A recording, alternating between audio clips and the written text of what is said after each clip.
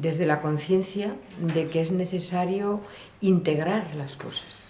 Es decir, parecen aisladas. Por un lado están los refugiados en Idomeni, por otro lado están los desahucios, por otro lado están las contrarreformas laborales, por otro lado está el incremento del gasto armamentístico.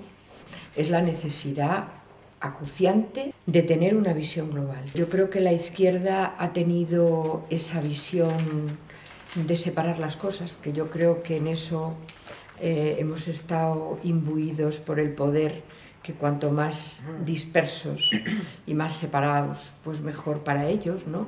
Por un lado estaba la lucha medioambiental, por otro lado la lucha pacifista, por otro lado la lucha feminista, por otro lado la lucha de clases, cuando realmente la ofensiva del capital en esta fase imperialista de gravísima crisis económica es una ofensiva en todos los frentes. Eso no quiere decir que no nos especialicemos en algún tema, algunas personas, porque no se puede saber de todo, pero las luchas tienen que estar interconectadas y sobre todo que partamos de una idea, la clave, que nosotros hemos elegido para el foro contra la guerra imperialista y la OTAN. Y es la frase: estamos en guerra. Estamos en guerra porque hay una guerra de clase durísima. Hay una guerra, en esa guerra de clase, el objetivo principal, contra el cual quien sufre más las consecuencias son las mujeres, los emigrantes, los jóvenes. Hay una guerra militar por los recursos, hay una guerra de consecuencias medioambientales terribles, de finalización de los recursos energéticos. Es decir, hay un capitalismo salvaje que está planteando que para intentar que la tasa de beneficios no caiga, si Marx decía que el capitalismo llega a la historia chorreando sangre y lodo, esto se agudiza en las crisis, y esta crisis, cada vez más gente dice que es la crisis más grande que ha conocido el capitalismo y que además no tiene ninguna vía de salida por ahora. Lo único que nos cabe esperar es profundización en la crisis. El capitalismo tiene dos frentes. Uno, el principal, el estructural, que es la guerra de clase contra las trabajadoras y los trabajadores del mundo. Es un objetivo frente al cual todos los capitalistas se unen. Voy a recordar la Comuna de París, por ejemplo. Es decir, por mucho que Francia y Prusia estuvieran en plena guerra, llega la primera victoria obrera de la historia, que es la Comuna de París, y se ponen de acuerdo en días los franceses y los prusianos para pelear contra los trabajadores. Pero también hay una ofensiva geoestratégica de lucha entre ellos, que es muy importante. A veces eso se olvida y se cae en planteamientos dogmáticos desde la izquierda, viendo solamente la guerra de clases y la guerra militar. También pelean entre ellos, y eso es muy importante, porque eso abre resquicios para que ganemos nosotros. Si entre ellos no hubiera contradicciones, sería muy difícil, porque todo el armamento, todo el poder, todo el dinero están en sus manos. Por ejemplo, el enfrentamiento fundamental en estos momentos se da en el escenario de Oriente Medio y en el escenario de Europa del Este, donde hay enfrentamientos muy duros entre la Unión Europea y Estados Unidos.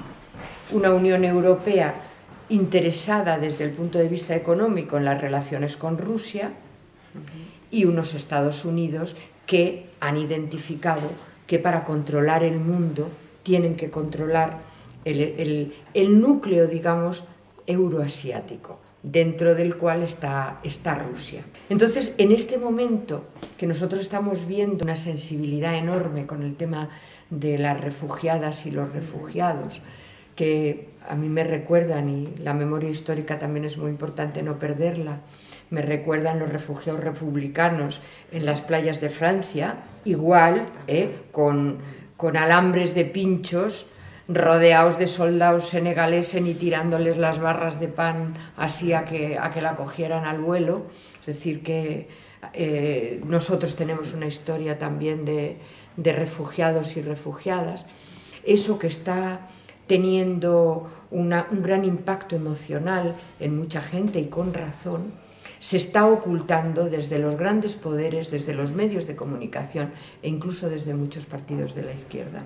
Los refugiados y refugiadas son la consecuencia directa de guerras emprendidas desde el imperialismo de Estados Unidos, desde el imperialismo europeo con la colaboración del sionismo, clave, el Estado de Israel es clave en todas las guerras, en todo el mundo, incluida en América Latina, es clave en el control de los medios de comunicación y las alianzas que se dan con Turquía y con las dictaduras más siniestras como son las de los países del Golfo Pérsico.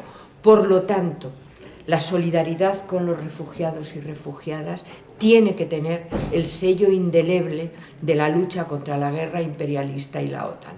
Y no es aceptable que el tema de la guerra y de la OTAN esté olvidado de las campañas electorales. Los partidos de izquierda que antes hablaban de la salida de la OTAN como Podemos e Izquierda Unida ahora dicen que hay que respetar todos los acuerdos internacionales. Es decir, eso es una trampa mortal para quien pretenda de verdad cambiar las cosas. Porque el capital no es solamente los bancos, es todo el poder militar, todo el poder policial, todo el poder represivo de los pueblos. Y uno de los ejes fundamentales es la OTAN, la red Gladio, por ejemplo, la colaboración que en estos momentos se está resurgiendo en Ucrania entre la extrema derecha, los nazis, los mismos nazis del sector derecho y del batallón Azov, entrenados por la OTAN, por fuerzas de Estados Unidos y de Gran Bretaña, con los servicios secretos militares, que en la red Gladio vimos en todo su esplendor. Hace poco, en todo esto que estamos haciendo en varios países europeos contra la guerra imperialista y la OTAN, en Italia hubo unas jornadas en las que intervino el presidente emérito del Tribunal Supremo italiano, es decir, una figura importante. Y este hombre dijo que él se había creído mucho tiempo que efectivamente la OTAN era una organización defensiva.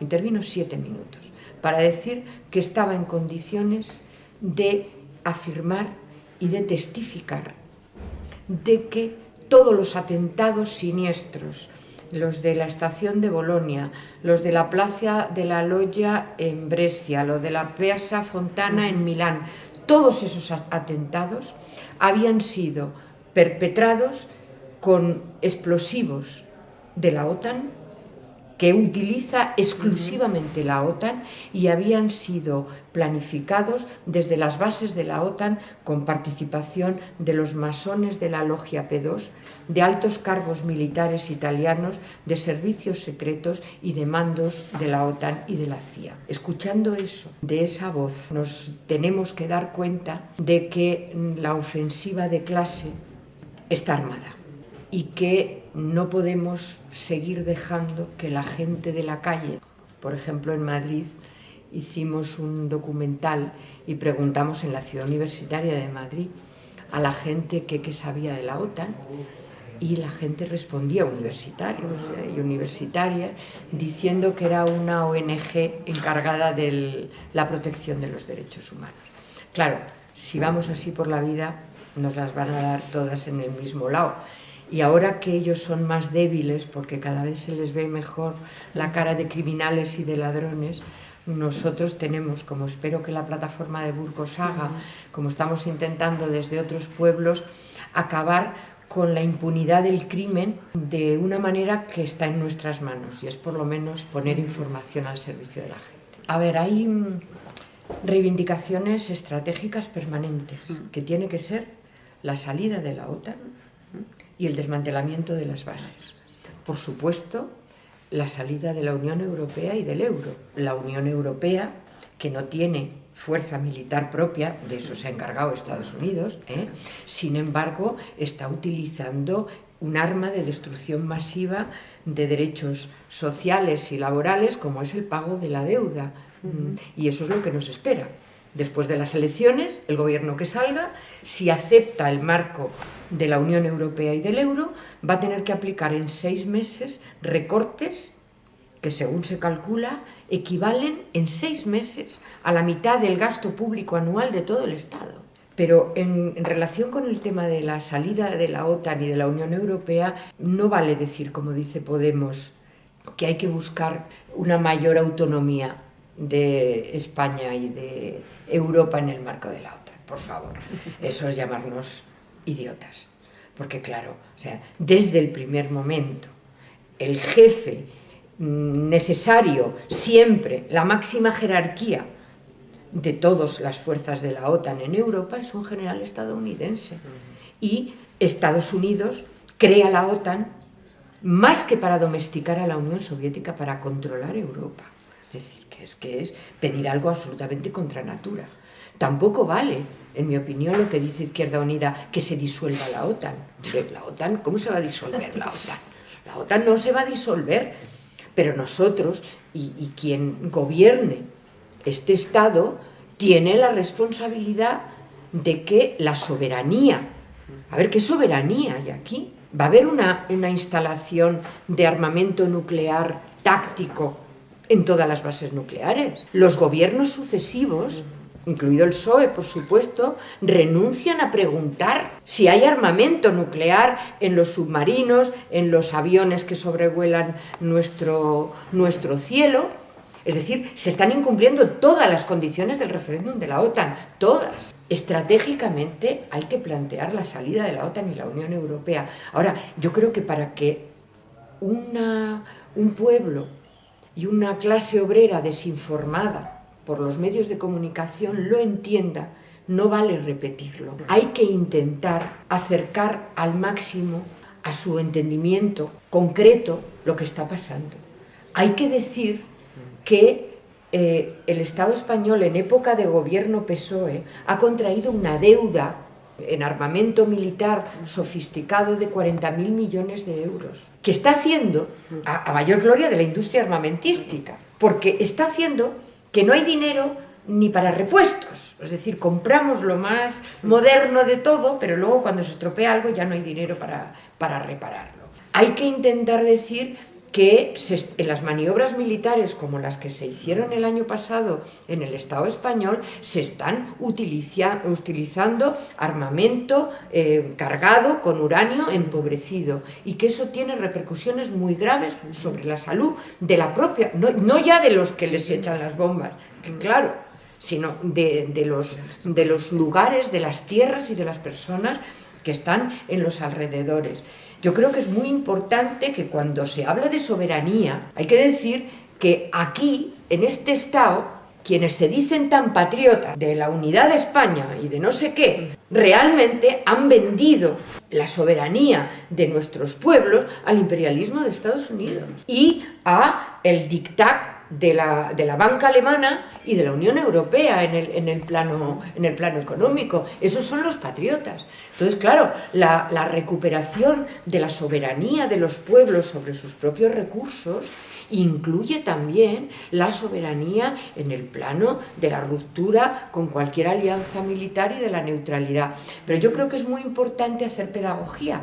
Por eso no valen solamente los grandes eslóganes. Hay que profundizar, por ejemplo, en la penetración del sionismo en los medios de comunicación. ¿Qué nos cuenta el país? ¿Qué nos cuenta el mundo? ¿Qué nos cuentan las grandes cadenas de televisión? Por eso es tan importante los medios de comunicación que no están vendidos al poder, porque son la fuente que nos puede realmente ayudar.